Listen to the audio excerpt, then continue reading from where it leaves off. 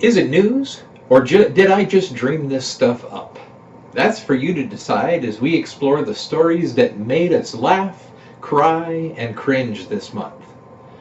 First up, it's Angry Birds. No, not the game, or even the movie. This Angry Bird is the mascot for the University of Iowa Hawkeyes.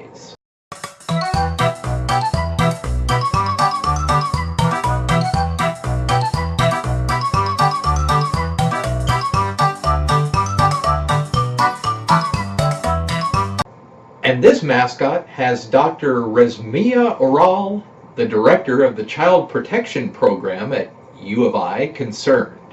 So concerned, in fact, that she had to write a letter to the athletic department saying that the angry, menacing look on the fake bird's face might upset incoming snowflakes.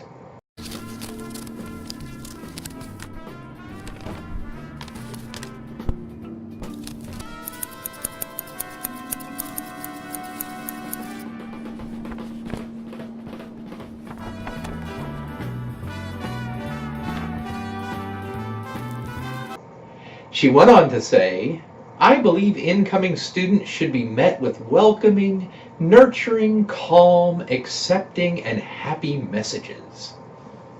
We're birds! We're descended from dinosaurs! We're not supposed to be nice! Holy moly! Yeah, point made.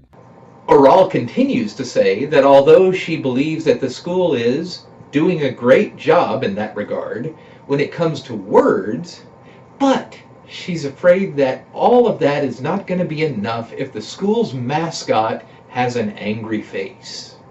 Oral stated that she believes the issue of the mascot's appearance cannot be taken lightly, not only because it could be making some students feel uncomfortable,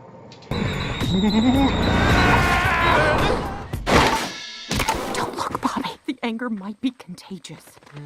but also because it might be conveying an invitation to aggressivity and even violence. Get that poor bird! Well, how about that? She can shoot fireballs out of her butt. Is that a word? Aggressivity? I don't know. She goes on to say, why can't the mascot be more like us? Sometimes happy, sometimes sad, sometimes angry. Oh my. You are making our guests feel unwelcome, and you're not asking basic questions. Doesn't anyone see what's going on here? Number 2. Our second story involves he who cannot be named, Donald J., and the possibility of human cloning. It seems that his tax records aren't the only issues from his past that may be causing Trump grief these days. Allegations have surfaced that the billionaire used weird science to alter his lifestyle a few years ago, and this can explain some of the huge discrepancies we all see in his behavior and policies. Doug Kinney is about to get the one thing he needs more of. Doug, your clone. Himself. Much of this came to light after we all saw his outreach trip to meet with the Mexican president and the conciliatory tone that he set during that visit. Then, that very same night, we noticed a completely different Trump as he returned to his deport everyone rhetoric in a rally with the faithful in Phoenix. This near schizophrenic flip had many wondering just how one man could hold such contradictory views in his small orange head within such a short time frame. Our sources have revealed that he is actually two men. Between the two of us, we're gonna get a lot of stuff done. We're gonna kick some ass. We're gonna be awesome. Having cloned himself 15 years ago in an attempt to avoid doing any of the boring and tedious work required by his actual business, such as being nice to clients and appearing sane to his shareholders. Allowing the real Trump to do what he does best, firing people on TV and chasing married women around. Hi, Doug. I'd like you to meet Flora. Where did he come from? We made a copy from 2. And you know sometimes you make a copy of a copy, it's not quite as sharp as, well, the original. Thus, the clone was created with a more affable demeanor and is now being used anytime Trump is required to look presidential.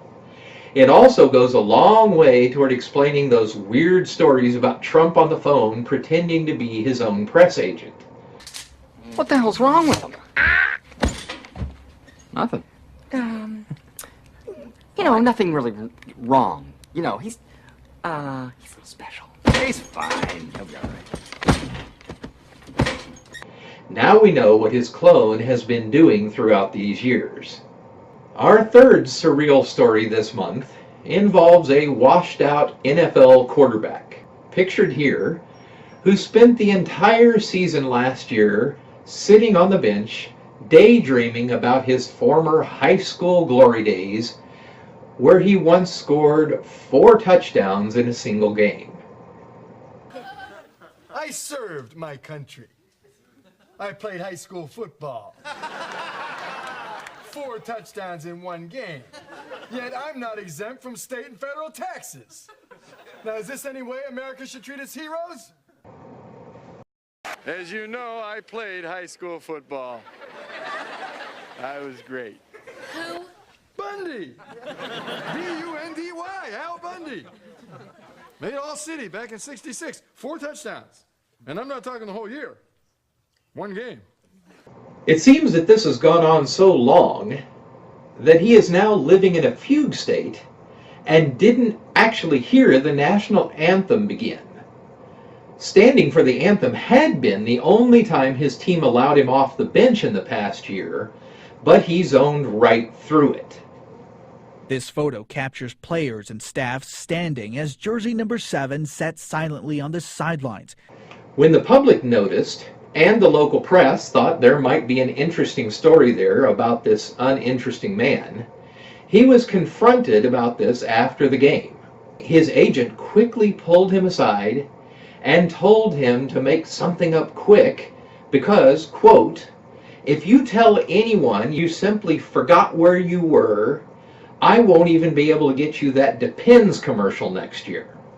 He immediately stepped in front of the microphone and told everyone that, quote, "I stayed seated as a protest against black people. No, wait a minute. I am protesting people who protest black people. It's a protest against people who abuse people like me, like black people, like the white couple that raised me and the team that pays me $124 million to sit on the bench and daydream. Yeah. And next week, I'm going to bring a cot and sleep through the anthem and the whole game as a protest against people who like Barry Manilow." To honor America. Sitting or kneeling, they are all honoring America. J.J. Abrams is a wizard, Tom, all wizard. And finally, Hillary Clinton made the news again as attempts to cover up her failing health continued in spite of a 5-minute-long coughing spree. Boy, we have 63 days to go.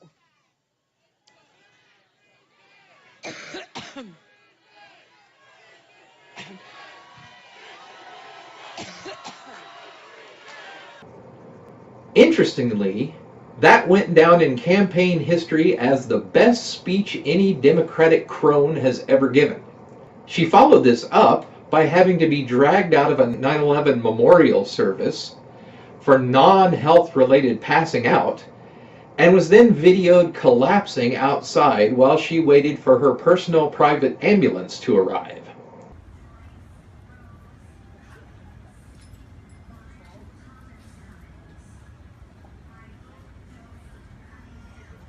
Her handlers tossed her head first into the van like a sack of old moldy potatoes, and then whisked her away to Chelsea's apartment, where apparently they had set up her alien life-o-matic machine that siphons off the life of young, ignorant interns whose shriveled corpses are later used to fill the back row of those town hall meetings that nobody goes to. It looks like there's only a couple hundred people here, if that. Democratic presidential nominee Hillary Clinton delivered a keynote speech at the National Baptist Convention, but photos show that many people failed to show up. The DNC announced that Hillary was in supreme health and that their next candidate would be in even better shape.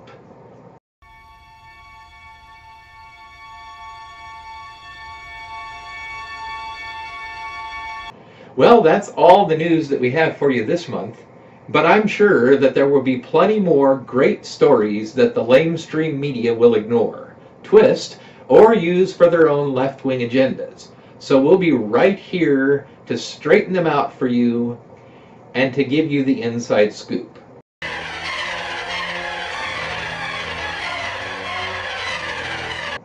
Thanks for watching.